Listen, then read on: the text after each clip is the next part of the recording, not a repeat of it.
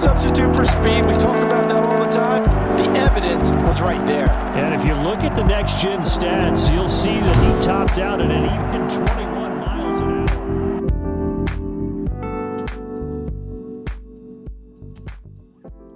Welcome back, everyone, to my EA Sports Madden Backlog Series. Before I go any further, please click on the subscription icon so you can stay informed of when a new video has been posted. Now let's get started. Okay, this is my first video on Madden 22. My plan was to title this Good, Bad, and Ugly about Madden 22. Honestly, I am about to show you the part of the video where I plan to try and give EA credit for what I consider to be a possible area of improvement with the game. Take a listen. Looks like there may be something I can give EA credit for improving. Finally, I will show you what it is using single back ace, and the play is a double counter run. This is a play that Washington ran with John Riggins that I believe they call the counter trail or something like that, where you pull the guard and tackle to go block on the opposite outer edge of the formation. Now watch the right guard and right tackle do what they are supposed to do as this play speaks for itself.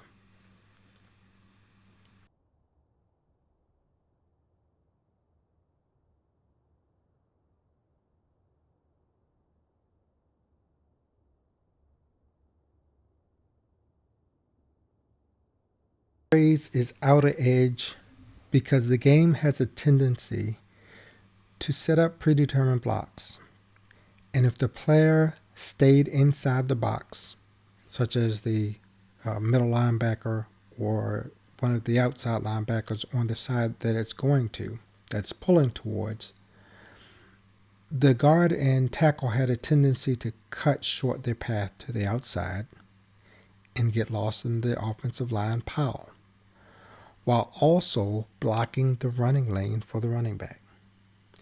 Now I said has rather than had a tendency. I haven't played enough yet to make a final call on this. Time will tell. And if you notice, I didn't go all out with calling this a fix. It was something I observed that I liked in practice mode and an early exhibition game. So I needed multiple games to make the final determination because a few games isn't enough proof. The gameplay is different in actual games compared to practice mode. Keep in mind, I tried to give them credit with Madden 21, with the punt and kick summary being fixed. And I was wrong there. It wasn't fixed at all, just as it isn't now.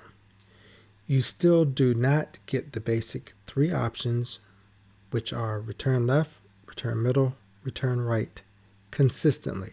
The key word there is consistently. So you will get it sometimes, but it should appear all the time.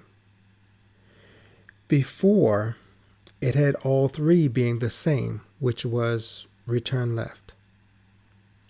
And you can always go back and check an older version and you'll see it. Now, sometimes you get two duplicates, and usually it means the middle return option is not there. So you'll get two return lefts and a return right, or two return rights and a return left. But I will handle that in a later video that you don't want to miss. So here's what happened, and again, this is the issue for me because since Madden 25, this has been broken in the game. It's way too long. And yes, it does affect gameplay as well as scheming because various plays that do not play out like they should can screw you over in a game and annoy the heck out of you. Take a look.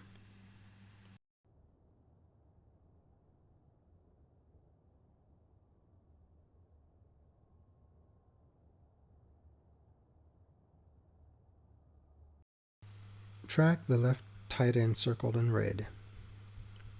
Track the linebacker circled in yellow.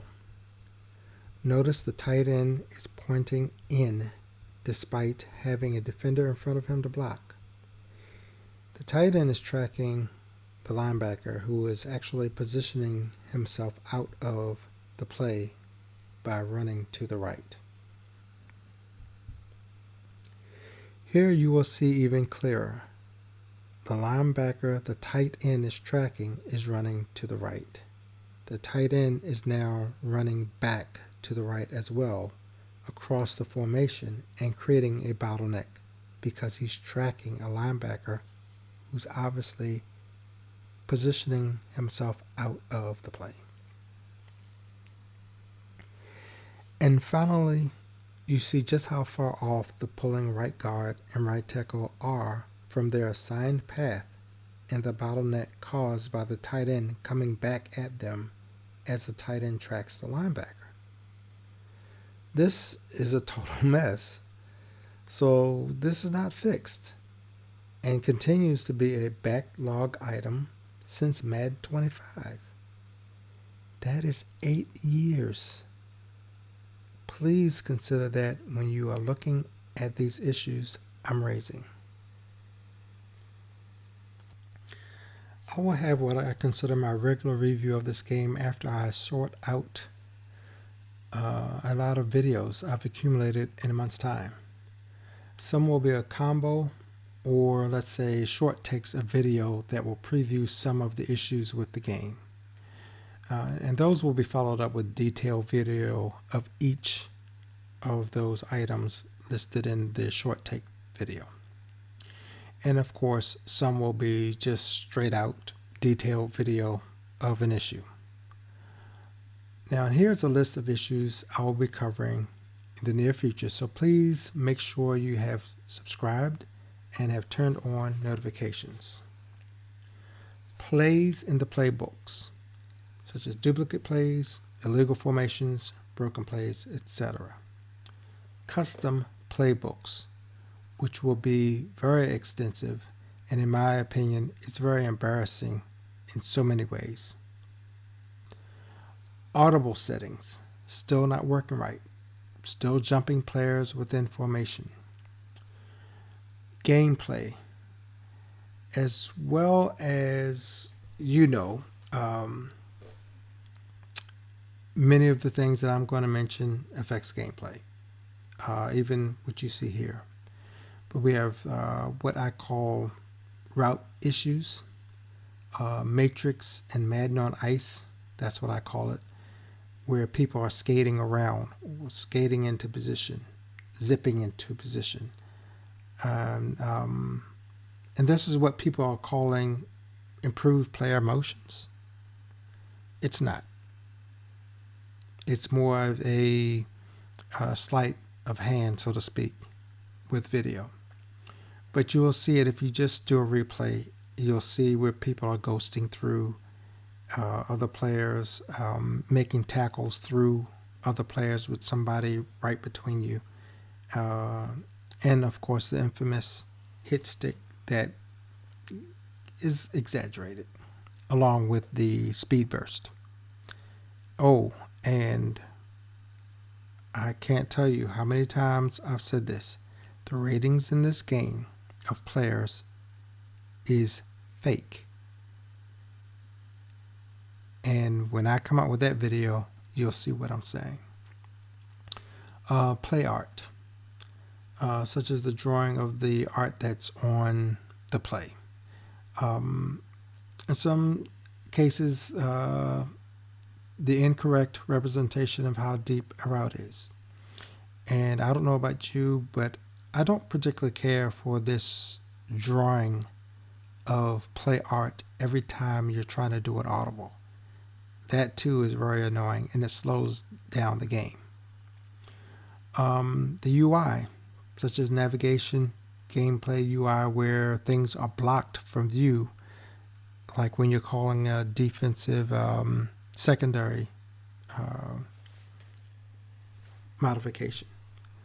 I've had many times where something is blocking the view of the controls that pops up, the little pop-up that comes up. And one of my other pet peeves next to custom playbooks is offline game scripting. This will be deep because it will show you how the supposed momentum is fake and just a graphic to fool you. Trust me, that's all it is. This has been in the game long before now, and I've stated this as well. And game scripting, you'll be able to witness for yourself. I will provide a video to show you how to set up and play a game for you to be able to see it. And again, it's going to mean you have to kind of give a little. You're going to have to roll back your style of gameplay and to a more sim game style. And even if you are a sim game player, there still may be some other restrictions because most of the things that we do in a game is exploit. That's all you see in the tournaments and everything else. It's just all about exploiting the bad AI of this game. We already know that because every year we come out and say, oh, the zone defense is bad. Oh, the man defense is bad. Oh, this is... You already know. It's just a matter of figuring out, okay, what's bad this year and how can I exploit it? And that's what people do. But the game itself does scripting underneath, and you can tell when all of a sudden you have this momentum and all of a sudden it just totally turns the other way. And I'm not talking about a big play or anything like that. Just suddenly you're supposed to have all this momentum and all of these other little widgets and things that tell you that you can do this and you can do that. All of a sudden it's gone. It doesn't take much. But I will create the video so that you can see it, because you have to play it a certain way and you have to play it repetitively. You have to play each game with the same team and start the same way. And you'll begin to see that pattern once you do it that way. And then when you play that same team and you start the game the other way. In other words, you receive the kick as opposed to kicking the ball off. You will see that pattern of gameplay. Trust me. You will see that pattern of scoring. You will see the pattern at the end of the game where the drama, because this is what I call it, drama cheat mode script, makes the game more dramatic at the end, where you have to score or whatever. You'll also see the games where you have to go, where the game forces you to have to go for it on fourth down. When you know the rules, you understand what I'm talking about. But I don't want to get too deep on that. No referees in the game. That's another one. I said before when they took them out that it's not a memory issue. How many of you have caught on to this by now? You got a new console up. This is a much better console. You're not going to tell me you still have memory issues. They lied to you. They had them in there before, and suddenly they don't have enough memory to put referees on the field. Think about that. It never made sense to begin with, but you had various game changers and YouTubers who were promoting all that mess, all that nonsense. It was fake. This, in all reality, was set up for your tournaments and MUT players. Never mind anybody else. That's all that really matters to them. But I will explain and demonstrate that as well. And the final thing, return no huddle, where the players have to come back to the line of scrimmage. Return that back to the game, or at least make it an option. The same thing with huddle breaks. Return that to the game, or at least make that an option. I will explain and demonstrate why using the older version and the current version. And you will see there is a big difference between the two that cannot be denied.